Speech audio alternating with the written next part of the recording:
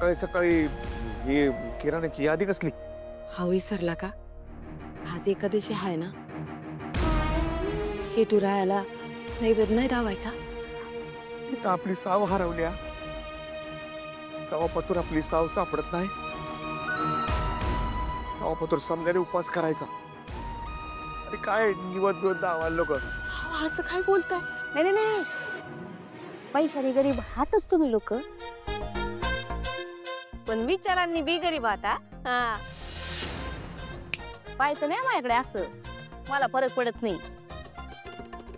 ऐका ना, मी ना पट श्रीमंत व्हायचा फुल प्रूफ प्लॅन सांगणार आहे आता तुम्हाला. ऐकायचा का?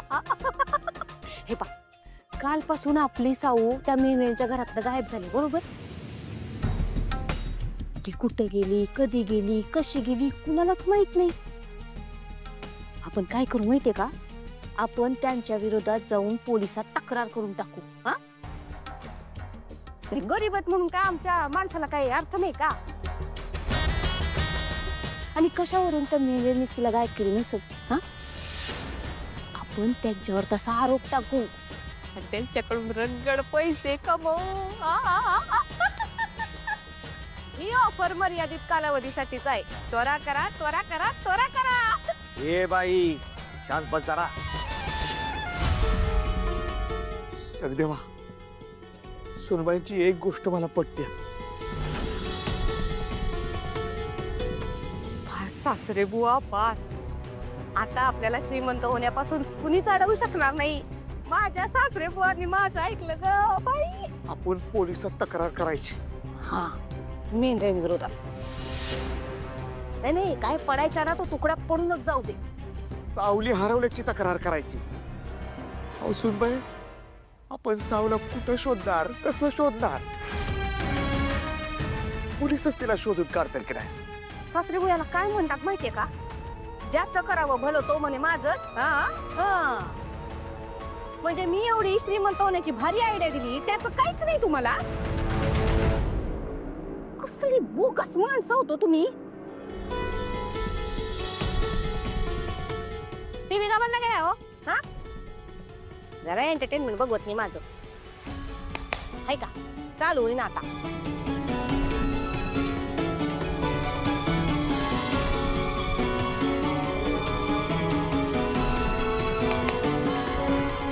जगदेवा, माझ्या बरोबर चल.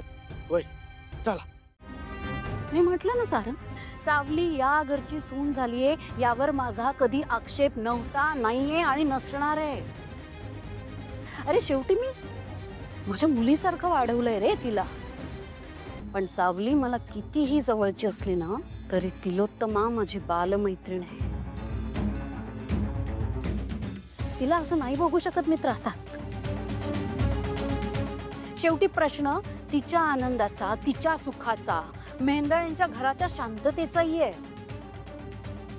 आणि हो, तू पाहिलं असेल कधीतरी मला सावलीला काहीतरी बोलताना, रागवताना. पण तारा चुकली तर मी ताराशी असंच वागते, असंच बोलते तिच्याशी. त्यात काही वावगं नाहीये. त्यामुळे मी माझ्या मतावर ठाम आहे. तुलाही कळेलच ते. येते.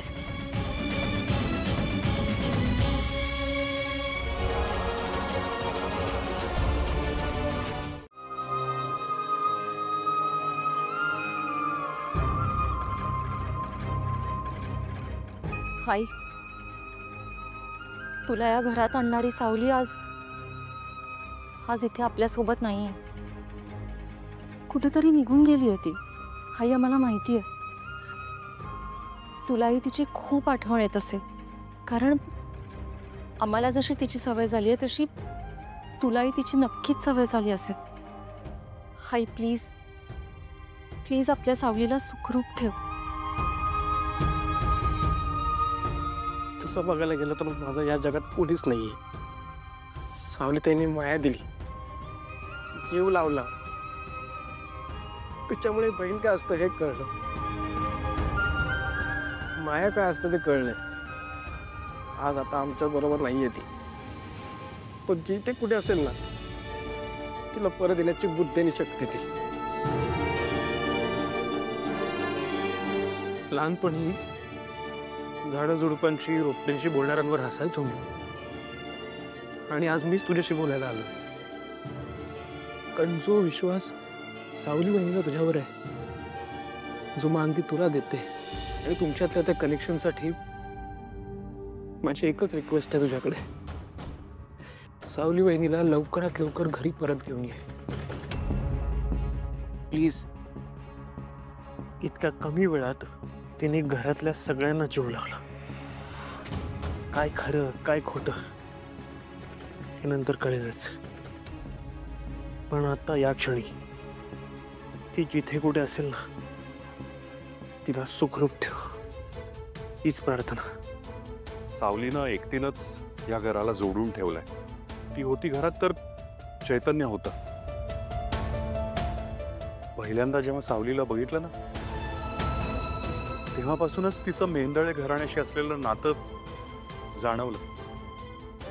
आज ती नाहीशी झालीये तर काहीतरी हरवल्यासारखं, तुटल्यासारखं वाटतंय. तेव्हा ती जिथे कुठे असेल तिथे तिला सुखरूप ठेव बस.